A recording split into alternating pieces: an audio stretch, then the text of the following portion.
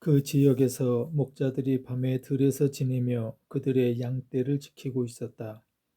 그런데 주님의 한 천사가 그들에게 나타나고 주님의 영광이 그들을 두루 비추니 그들은 몹시 두려워하였다. 천사가 그들에게 말하였다. 두려워하지 말아라. 나는 온 백성에게 큰 기쁨이 될 소식을 너희에게 전하여 준다.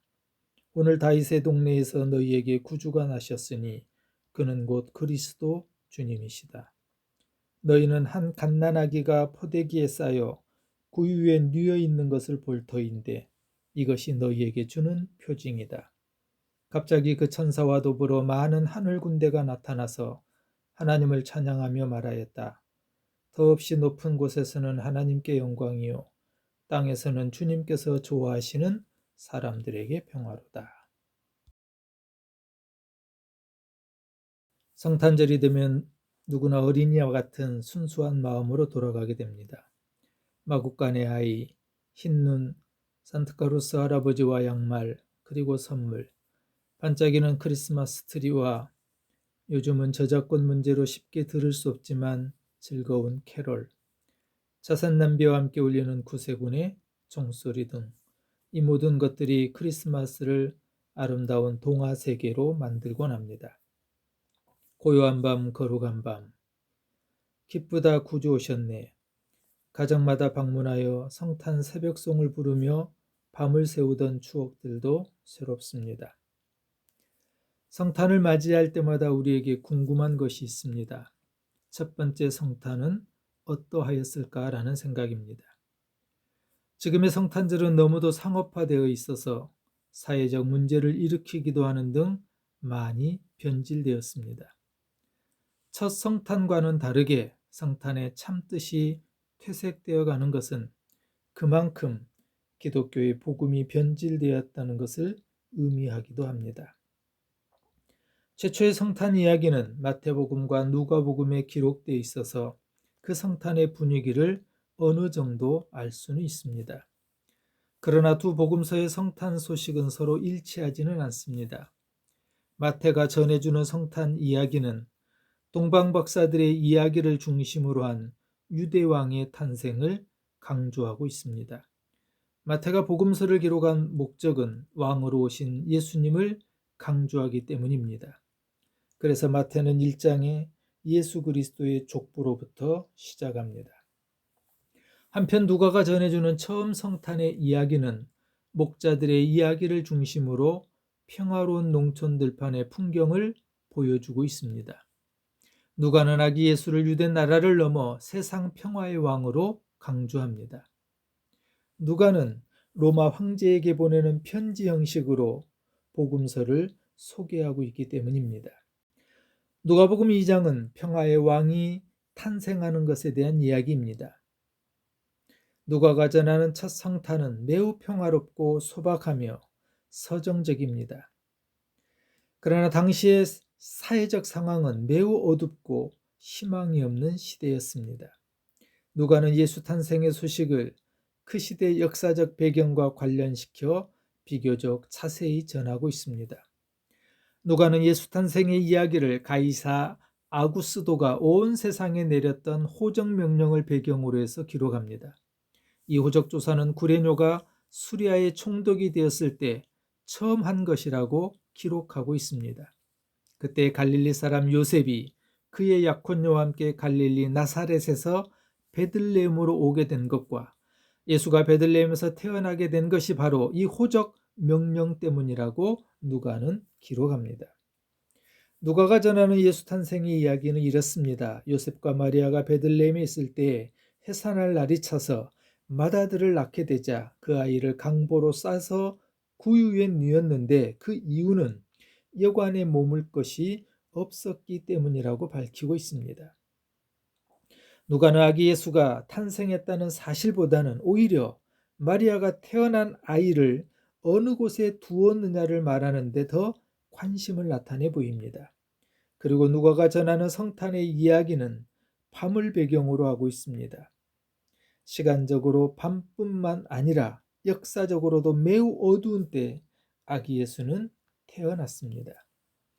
이러한 사건이 일어나고 있는 같은 지역에서 살고 있는 한 무리의 목자들이 자신들의 양떼를 돌보고 있었습니다. 그들은 지금 살고 있는 지역에서 어떤 일이 일어나고 있는지 아무것도 모르고 있었습니다. 그때 천사가 그 목자들에게 나타나서 매우 중요한 일이 일어나고 있다는 것을 알려주게 됩니다. 천사는 목자들에게 강보에 쌓여 구유에 누워 있는 아기가 구주라고 하는 사실을 전해줍니다. 그리고 이것은 하나님께 영광이요, 이 땅에 사는 사람들에게 평화의 사건이라고 전해주었습니다. 그리고 나서 목자들은 천사가 일러준 대로 베들레헴으로 가서 구유에 누워 있는 아기 예수께 경배를 드립니다.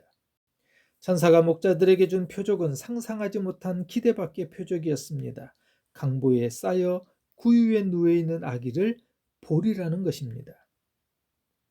우리가 성탄 때마다 축하하는 예수는 화려한 왕궁에서 태어나지 않았고 강보에 쌓여 구유에 누인 아기로 태어났습니다. 이 아기 예수는 소박하고 가난한 목자들 가운데서 태어났고 마지막에 십자가에서 죽을 때도 불쌍한 죄인들 가운데서 운명했습니다. 누가가 전해주는 첫 성탄의 이야기의 핵심은 강보에 쌓여 구유에 누워 있는 아기를 보리니 이것이 너희에게 표적이니라 라는 것입니다. 누가는 이 강보에 쌓여 구유에 누워 있는 아기의 사건이 세상에서 큰 기쁨의 좋은 소식이라는 것을 말해주고 있습니다. 누가가 아기의 탄생과 함께 그 시대의 정치적 상황을 배경으로 설명하였던 것은 바로 그런 의도가 있었기 때문입니다. 참 평화의 왕은 로마의 황제가 아니며 강보에 쌓여 구유에 누워 있는 아기였습니다.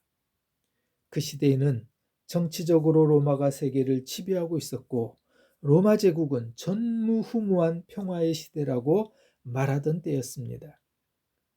그럼에도 불구하고 사람들의 마음은 매우 메말라 있었고 도덕적으로 심이 어두웠던 시기가 바로 예수님 탄생하던 시대였습니다.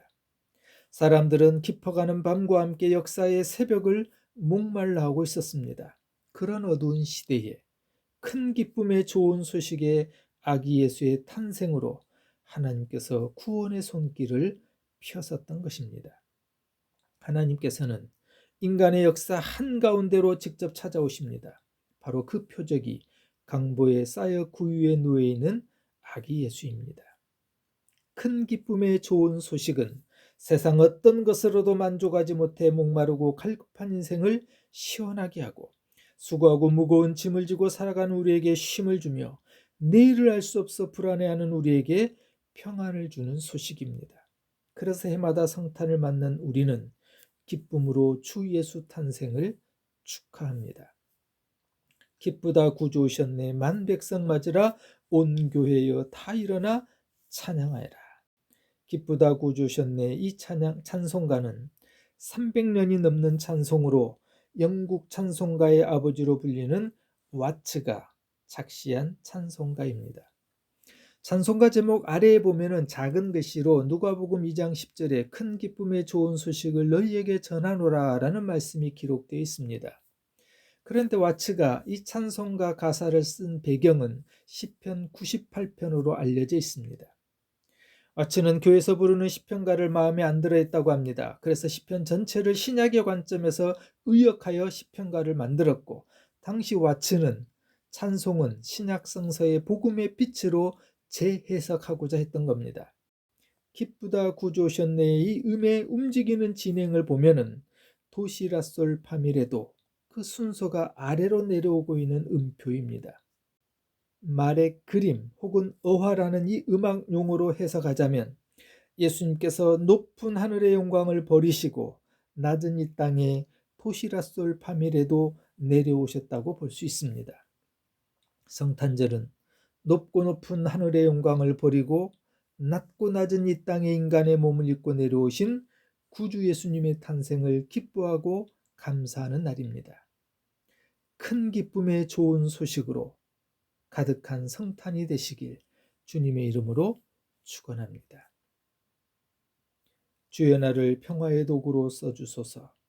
미움이 있는 곳에 사랑을, 상처가 있는 곳에 용서를, 분열이 있는 곳에 일치를, 의혹이 있는 곳에 믿음을 심게 하소서. 오류가 있는 곳에 진리를, 절망이 있는 곳에 희망을, 어둠이 있는 곳에 광명을, 슬픔이 있는 곳에 기쁨을 심게 하소서.